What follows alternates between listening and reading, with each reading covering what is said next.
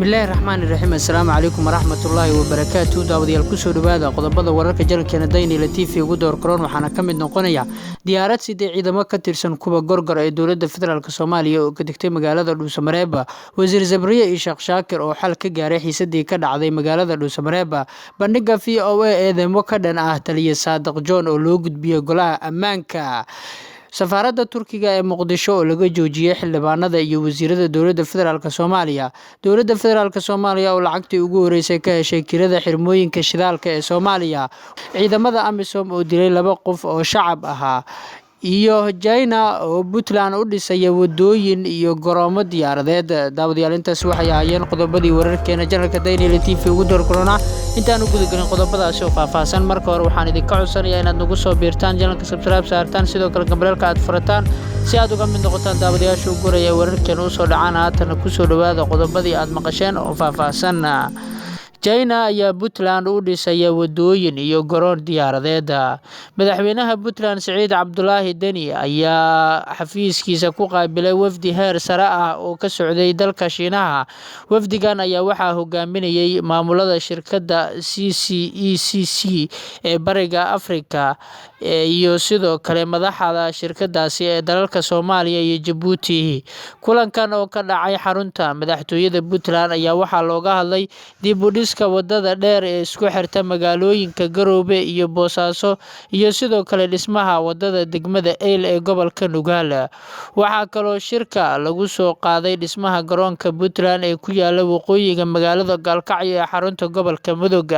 afhayeenka madaxtooyada maamulkaasi Jaamac Yuusuf Jaamac Dabarani oo la hadlay warbaahinta ayaa sheegay in dhismaha wadada Garowe iyo Boosaaso la bilaabi doono bisha soo socota ee November madaxweynaha dowladda Puntland wuxuu madaxtooyada ku qaabilay wafdi ka socda shirkadda CCECC ee dalka Shiinaha waxay ahaayeen madaxda u qaabilsan bariga Afrika Soomaaliya iyo howlwadeeno ka howlgala Puntland madaxweynaha ayaa marka hore bogaadiyey mashaariicda shirkadda CCECC ee Puntland waxaana waxyaabaha laga wada hadlay ka mid ahaa dhismaha wadada Eyl iyo garoonka diyaaradaha ee Gaalkacyo oo la isla soo qaaday meelaha ay marayaan iyo qorshayaasha socdaha sidoo kale waxaa laga wada hadlay dayactirka lagu sameynayo wadada Garowe iyo Boosaaso oo dhowaan ay saameyn ku yeesheen roobabkii da'ay dayactirkeedana ay qaadatay shirkadda CCECC waxaana la isku raacay in shirkaddu dayactirka ku bilowdo wadada bishan soo socota ee November ayuu yiri afhayeenka maamulka Puntland Jaamac Dabarani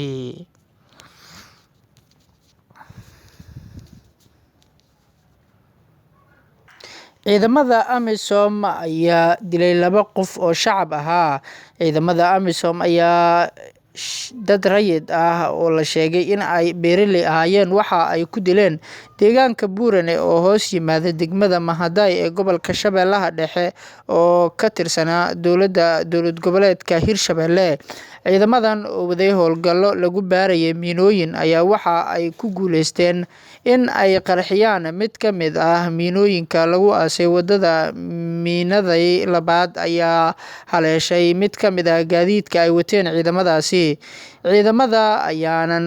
furin rasaas xoogan kadib markii uu dhacay qarax waxaana rasaastii ay ciidamada markii dambe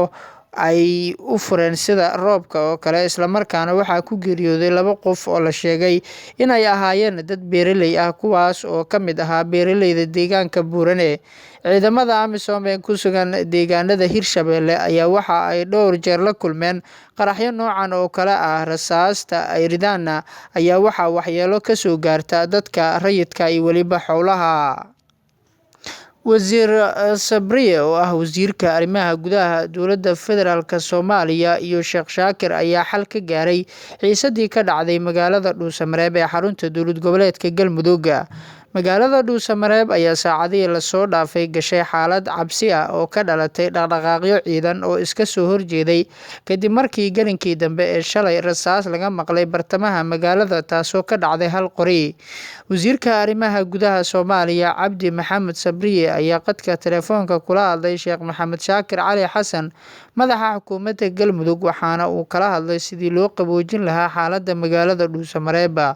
wasiirka arrimaha gudaha ayaa madaxa xukuumadda Galmudug u sheegay in ay ka jawaabeen dalabkoodii ahaa in la soo xiro askartii ka dambeysay rasaastii xalay lagu furay xiro Inji oo ka mid ah goobaha uu madaxa xukuumadda Galmudug ka degan yahay magaalada Dhuusamareeb.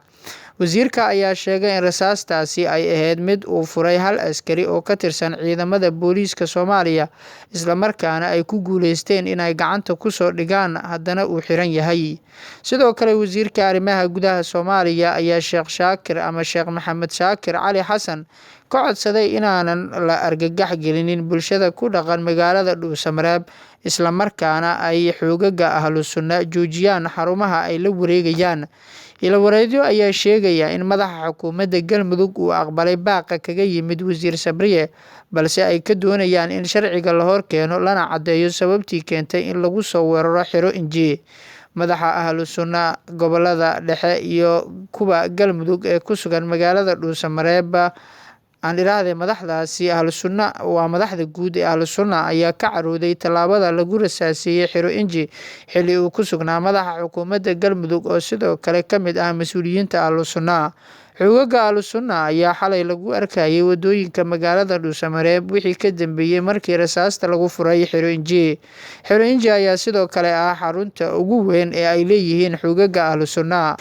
ka sukow dhaqdhaqaaqyada ciidan ee magaalada gashay waxaa barbar socday kulamo iska soo horjeeday oo lagu soo dhaweynayay guddiyada labada dhinac ee ay kala magacaabeen wasaaradda arrimaha gudaha iyo madaxa xukuumadda Galmudug. xaaladda magaalada ayaa ah mid caadi ah oo ganacsiga iyo isu socodka dadweynaha ay socdaan waxaana dhinaca kale la dareemayaa dhaqdhaqaaqyo ciidan oo magaalada ka jira kadib markii gaadiid dagaal oo ay wateen ciidanka militariga Soomaaliya ee 21aad ay gudaha u galeen magaaladaasi. bandhiga VOA laanteeda afka Soomaaliga eedamo ka dhan ah taliya Saadiq John ayaa loo gudbiyay golaha ammaanka ayaa lagu baahiyay bishii November ee sanadkii hore. hay-adda qaramada midoobay ayaa loo gudbiyay eedamo ka dhan ah taliyaha booliiska gobolka Banaadir General Saadiq John. warbixin loo gudbiyay qaramada midoobay ayaa la sheegay inay qayb ahaan ay ahayd mid qarsoodi ah oo kaliya lala wadaagay golaha ammaanka ee qaramada midoobay sida lagu sheegay warbixin gaar ah oo laanta afka Soomaaliga ee VOA-da ay ka sameysay eedeymaha ka dhanka ah Saadiq John. eedeymaha loo haysto Saadiq John waxaa ka mid ah inuu hogaaminayay weerarkii lagu qaaday guriga hogaamiyaha xisbiga wadajir Cabdiraxmaan Cabdishakuur Warsame bishii Diseembar ee sanadkii 2017. weerarka lagu qaaday guriga siyaasi Cabdiraxmaan Cabdishakuur ayaa lagu dilay 5 ka mid ahaa ilaaladiisa kadib israsaaseen ka dhacday gudaha guriga Cabdiraxmaan Cabdishakuur oo ku yaala meel u dhow garoonka diyaaradaha ee Aadan Cadde. Jeremy Scholman oo ah qareenka u doodaya Saadiq John ayaa sheegay inuusan ku lug lahayn weerarkii lagu qaaday guriga Cabdiraxmaan Cabdishakuur Warsame isla markaasna amarkaas laga soo bixiyay taliska dhexe ee hay-adda nabad sugidda. taliyihii hore nabad sugidda Cabdullaahi Sanbalulshe oo uu qareenka Saadiq John sheegay in uu ka mid yahay markhaatiyaasha qiray inuusan Saadiq John ku lug lahayn weerarka guriga Cabdiraxmaan Cabdishakuur ayaa VOA u sheegay inuusan isaga waxaas kala hadlin qareenka isla markaana kaliya wax laga weydiiyay aqoonta uu leeyahay Saadiq John muddadii ay wada shaqeynayeen. wuxuu sheegay inuusan isaga markhaati ka noqon karin wixii uu Saadiq John sameeyay wixii ka dambeeyay markii xilka laga qaaday. Cabdiraxmaan Cabdishakuur oo isna ka mid ahaa dadkii ka qayb galay barnaamijkan ay sameysay VOA ayaa sheegay inuu Saadiq John hogaaminayay weerarkii lagu soo qaaday isla markaasna uu isaga albaabka guriga soo garaacay. wuxuu xusay in ay hayaan markhaatiyaal badan oo qirayo inuu Saadiq John hogaaminayay weerarkii gurigiisa lagu qaaday. safaaradda Turkiga ee magaalada Muqdisho ayaa laga joojiyay xildhibaanada iyo wasiirada dowladda federaalk Soomaaliya. xog ay heshay Daily TV ayaa xaqiijinaysa in safaaradda Turkiga ee magaalada Muqdisho laga joojiyay xildhibaano ka tirsan labada gole ee baarlamaanka Soomaaliya iyo wasiiro ka tirsan xukuumadda Soomaaliya iyadoona la marsiiyay madaxtooyada Soomaaliya iyo xafiiska ra'iisul wasaaraha Soomaaliya. warbixinta aan helnay ayaa sheegaysa in safiirka Turkiga uu warqad cabasho ah uu u qoray guddoomiyayaasha labada gole ee baarlamaanka Soomaaliya, ra'iisul wasaaraha Soomaaliya iyo madaxweynaha Soomaaliya Maxamed Cabdullaahi Farmaajo. Cabashada safaaradda ayaa ahayd mid ku saleysaneyd in mas'uuliyiintan ka tirsan labada gole ee baarlamaanka Soomaaliya iyo xukuumadduba ay safaaradda u soo doontaan fududeynta dalkugalka Turkiga visa waxayna u qaataan si joogto ah. Ugu yaraan 15 qof oo ka mid ah xukuumadda iyo baarlamaanka oo ay safaaradda dacwad ka gudbisay ayaa qofkiiba qaaday dhowr qof oo uu ku sheegay xaaskiisa. Qaarkood ayaa dhaafay 4 qof oo dumar ah oo tirada qofka muslimka ahna loo ogol yahay inuu guursado sida ay sheegtay safaaradda Turkiga. In ka badan 8 jeer ayay qaarkood noo keeneen hablo, waxayna ku sheegeen xaasaskooda midba mar ayay noo keeneen, waxaana u sheegay in aysan qabi karin intaan oo aysan diintu ogoleen, ayuu yiri mas'uul ka tirsan safaaradda Turkiga ee Muqdisho. Sidoo kale mas'uuliyiintan aan dhahay mid ka mid ah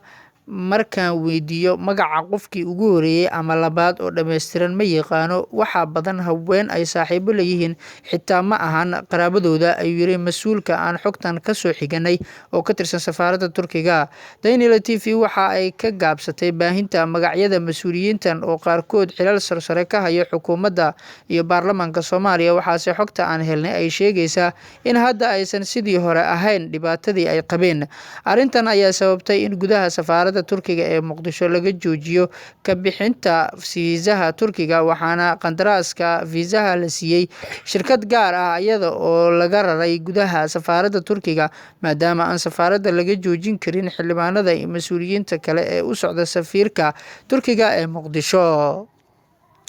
Dowladda Federaalka Soomaaliya ayaa lacagtii ugu horeysay ka heshay kirada xirmooyinka shidaalka Soomaaliya. Shirkadda Shell iyo Exxon Mobil oo ku leh Soomaaliya xirmooyin shidaal ayaa 30 sano kadib bilaabay bixinta kirada xirmooyinkaasi sida ay shaaca ka qaaday xukuumadda Soomaaliya. Wasiir ku-xigeenka wasaaradda batroolka Soomaaliya Maxamed Cabdiqaadir Hilaal ayaa sheegay in shirkadaha ay bixiyeen lacag dhan 1.7 milyan oo doolarka Mareykanka. Waxa uu sheegay in lacagtan hadda dowladda dhexe ee Soomaaliya ay gacanta ku hayso, isla markaasna shirkadahaasi ay diyaar u yihiin inay dib u soo celiyaan kaalintoodii shidaalka Soomaaliya. Maamulka lacagtan waxaa habraac u ah heshiiskii kheyraad wadaaga ee dowladda federaalka Soomaaliya iyo dowladaha xubnaha ka ah dowladda federaalka ku kala saxiixdeen magaalada Baydhabo sanadkii tagay, ayuu yiri Hilaal. waa markii ugu horeysay muddo 30 sano kadib ay shirkadahani bixiyaan ijaarka sida lagu sheegay qoraalka wasiir ku-xigeenka soo dhigay boggiisa xiriirka bulshada. Hilaal ma uusan soo bandhigin cadadka guud ee kirada lagu leeyahay shirkadda inta baaqiga ku ah marka laga jaro qadarka ay haatan bixiyeen iyo halka ay ku dhacayso lacagtaasi. Diyaaradda siday ciidamo ka tirsan kuwa gorgor ee dowladda federaalka Soomaaliya ayaa ka tagtay magaalada Dhuusamareeb. Wararka naga soo gaaraya magaalada Dhuusamareeb ee caasimadda maamulka Galmudug ayaa sheegaya in halkaasi laga dejiyay diyaarad siday ciidamo. Ciidamadan oo gaaraya ilaa 60 askari oo ka tirsan ciidanka gorgor ee dowladda Soomaaliya ayaa waxa ay diyaaradda ka qaaday garoonka diyaaradaha Aadan Cadde Muqdisho. Wararka aan la xaqiijin ayaa sheegaya in ciidamada ay yihiin ilaalada gaarka ah ee ra'iisul wasaaraha xukuumadda federaalka Soomaaliya Xasan Cali Kheyr oo la filayo inuu gaaro magaalada Dhuusamareeb. Ciidamada laga dejiyay magaalada Dhuusamareeb ayaa ku soo aadaya xilli magaalada ay ka taagneed xiisad u dhaxaysa ciidamada dowladda iyo kuwa ahlusunna kadib markii askari ka tirsan ciidanka booliiska Soomaaliya uu rasaaseeyay Sheekh Shaakir iyo ilaaladiisa. Wasiirka arrimaha gudaha Soomaaliya Cabdi Maxamed Sabriye ayaa qadka telefoonka kula hadlay, isla markaana dhinaca kale Sheekh Shaakir waxaa la sheegayaa in uu qaatay xalinta khilaafkaasi. Ugu dambeyntiina wararkii ugu dambeeyay xiisada ka dhex oogan dalalka Masar iyo Itoobiya. Madaxweynaha dalka Masar Cabdifataax Al-Siisi iyo ra'iisul wasaaraha Itoobiya Abiy Ahmed ayaa Khamiistii kulan ku yeeshay magaalada Sochi ee dalka Ruushka, waxaana baraha bulshada iyo warbaahinta loogu arkayay sawirka muujinaya kulankaasi oo uu madaxweyne Al-Siisi uu dhoola cadeynayo halka Abiy Ahmed oo dhinaciisa u fadhiyo si degan. Kulankaasi ayaa imaanaya xilli ay labada mas-uul ka wada qaybgalayeen shirka Afrika iyo Ruushka, isagoona kusoo beegmaya hal maalin kadib markii uu si adag ugu hanjabay Abiy Ahmed dowladda Masar. Abiy Ahmed ayaa shalay waxa uu ku hanjabay in dalkiisa uu abaabuli doono malaayiin ciidamo ah oo la dagaalama dalka Masar haddii looga maarmi waayo mashruuca ay Itoobiya wado ee biyo-xireenka. Madaxweyne Al-Sisi oo u muuqday mid iska dhagotiray hadaladii hanjabaada ahaa ee Abiy Ahmed ayaa waxa uu yiri waxaan kugu hambalyeeynaya abaalmarinta Nobel Peace Prize-ka waxaadna tahay nin ay nabadu ka dhab tahay, ayuu yiri. Abiy Ahmed ayaa isaguna sidoo kale wuxuu yiri waxaan qaadanay nabadda in aan ku xalino dhibaatooyinka aan la leeyahay dowladaha dariska ah iyo taageerada horumarka Afrika, ayuu yiri. Ra-iisul wasaare Abiy Ahmed ayaa waxaa kale uu carabka ku adkeeyay in dalkiisa ay ka go'an tahay dhamaystirka mashruucaasi biyo-xireenka oo uu ugu yeeray mashruuca heer sare ah. waa inaan rumaynaa inaysan jirin awood Itoobiya ka hor istaagi karta in ay sameyso biyo-xireenno, ayuu yiri Abiy Ahmed. Wuxuuna intaasi kusii daray haddii laga maarmi noqon waayo dagaal waxaana abaabuli karnaa malaayiin haddii ay qaar keni karaan gantaalo, ayuu yiri. Qaar kale ayaa adeegsan kara bambooyin, laakiin mida ma aha danteena. Hadalka Abiy Ahmed ee ku aadan dagaalka ka dhanka Masar ayaa ku soo aadaya toddobaadyo kadib markii la shaaciyay in uu ku guuleystay biladda nabadda ee Nobel Prize-ka, midaasi oo ka dhalatay isbedelkiisa siyaasadeed iyo dib u heshiisiinta Eritrea oo muddo badan dagaal kala dhexeeyay. Daawadayaal, guud ahaan warkii aad kala socoteen channelkeena Daily TV halkan ayaan kusoo gabagabeynaya. Nabadgelyo.